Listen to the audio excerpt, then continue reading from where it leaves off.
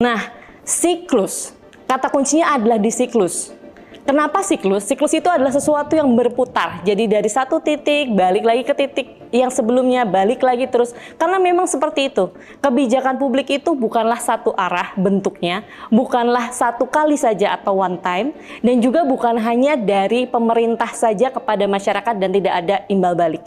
Itu semuanya bersifat berlangsung seperti aksi reaksi sampai dengan perputaran.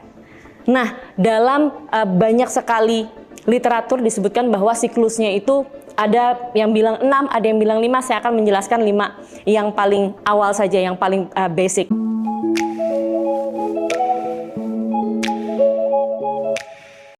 Yang pertama adalah agenda setting, kedua adalah policy formulation, yang ketiga adalah policy legitimation, kemudian yang keempat adalah policy implementation, dan yang terakhir adalah evaluation. Tapi tidak berhenti di situ, dari evaluation balik lagi ke agenda setting.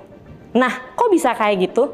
Gimana caranya? Kenapa kebijakan publik itu sifatnya muter terus? Lihat masalah tersebut dan diinventarisasi. Di sini, di agenda setting ini, justru peran masyarakat sangat penting. Mengapa? Karena masalah itu bisa diidentifikasi kalau ada yang lapor, kalau ada yang kelihatan, ya kan? Jadi aduan masyarakat nih teman-teman, dan juga komunikasi. Di sini, di agenda setting ini, justru peran masyarakat sangat penting. Mengapa? Karena masalah itu bisa diidentifikasi kalau ada yang lapor, kalau ada yang kelihatan, ya kan? Jadi aduan masyarakat nih teman-teman, dan juga komplain, masukan, kritikan yang sudah masuk ke pemerintah, itu akan menjadi sangat kontributif di dalam tahap yang pertama ini, itu agenda setting. Nah, dari agenda setting ketika kita udah tahu masalahnya, maka akan dipetakan dan diletakkan dalam prioritas agenda pemerintah.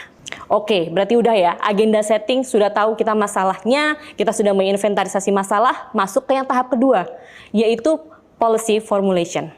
Menurut saya ini salah satu yang paling penting sekali dan sayangnya seringkali dilewatkan oleh pemerintah Indonesia.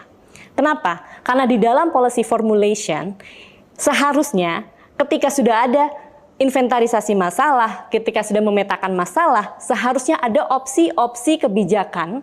Jadi bukan cuma satu ya teman-teman, opsi-opsi kebijakan yang seharusnya diformulasikan dan kemudian dibuat analisisnya. Analisisnya seperti apa? Analisisnya adalah cost benefit analysis. Pro kontranya, secara budget misalnya, atau secara penganggaran, atau secara benefitnya secara luas seperti apa, dituangkan dalam masing-masing opsi. Jadi satu opsi harus memiliki set of pro and cons sendiri-sendiri. Nah, kemudian setelah ditimbang-timbang opsi-opsi ini, termasuk opsi untuk tidak melakukan kebijakan sama sekali ya, atau tidak melakukan tindakan sama sekali, kemudian baru dipilih salah satu.